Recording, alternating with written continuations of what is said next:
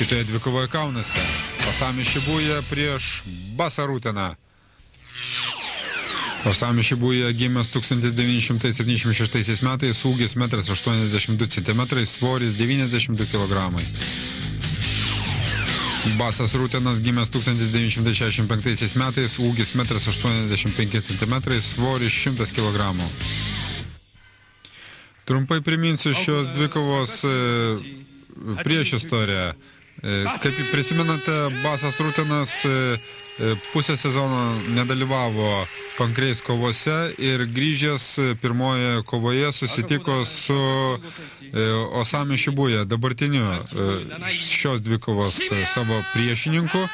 Ir tada po 15 minučių kovos buvo užfiksuotos lygiosios ir toje dvikovoje Basas Rūtenas nekaip pasirodė, galbūt šiek tiek įkankino ir buvusias traumas. Taigi, kas stipresnis, taip ir nepaaiškėjo ir reikia įsiaiškinti šioje dvikovoje. Basas Rūtenas prieš Osami Shibuya. Osami Shibuya dabar užima 7 poziciją Pankreis reitingų lentelėje. Basas Rūtenas yra buvęs Pankreis karalius, vėl pretenduojantis į šį titulą. Ir aišku, kad ši dvikova susilaukė didelio susidomėjimo. Na ir jai neveltui yra skiriama 20 minučių, taigi dvigubai daugiau negu prieš tai matytose dvikovose. Kaip staigiai mosteli koja Basas Rūtenas. Taip, jis yra puikus kickboksininkas ir kovoti stačiomis Osami Shibuyai tiesiog nerekomenduotina.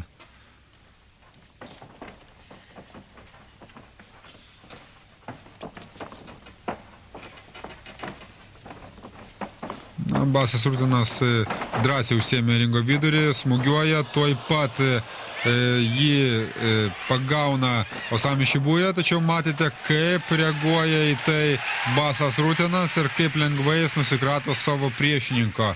Kągi plojimo susilaukia dabar galingasis Olandas, na Osami Shibuya turi permastyti savo planus ir pradėti viską iš naujo.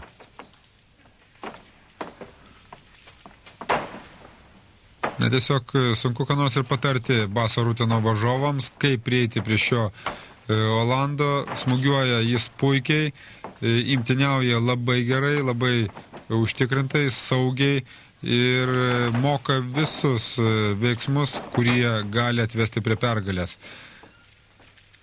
Na, dar kartą įsikabina į savo varžovo galvą Basas Rūtenas. Atrodo, išsivadavo šį kartą Osami Shibuya. Atsidūrė viršuje, įsirėmė keliu varžovo į pilvą, keičia padėtį. Na, žiūrėsime, kaip seksis Shibuyai.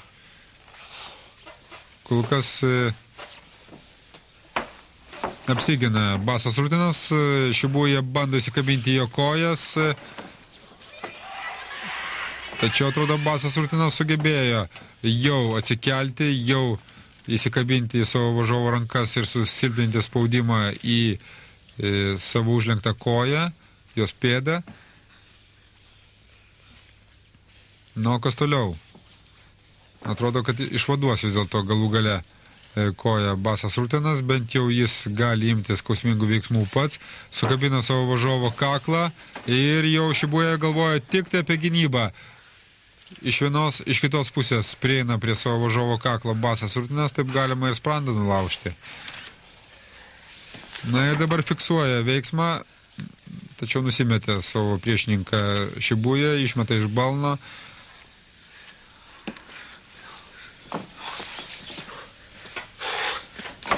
Ieško patogesnės padėties Basas Rūtenas. Štai kaip suspaudžia jis dabar Osami Shibuya.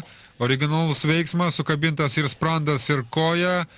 Ir turi dar atramą savo rankom Basas Rūtenas, stiprina jis veiksmą, bando jį nusimesti Osami Shibuya ir galų gale jis pasiduoda.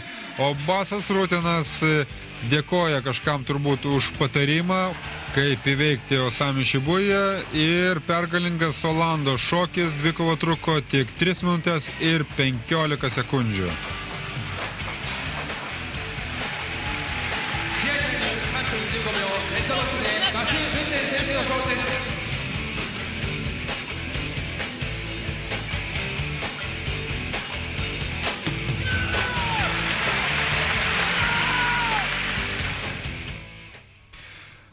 Po dvikovos duotame interviu Basas Rutinas paklaustas apie finalinį veiksmą, sako, jog tai yra jo išradimas ir sako, jeigu jis rašys kada nors knygą, jis pavadins šį veiksmą Baso Rutino kaklo laužimas ir sako, šį veiksmą kurdamas aš sudėjau viską, ką žinau apie kovos menus.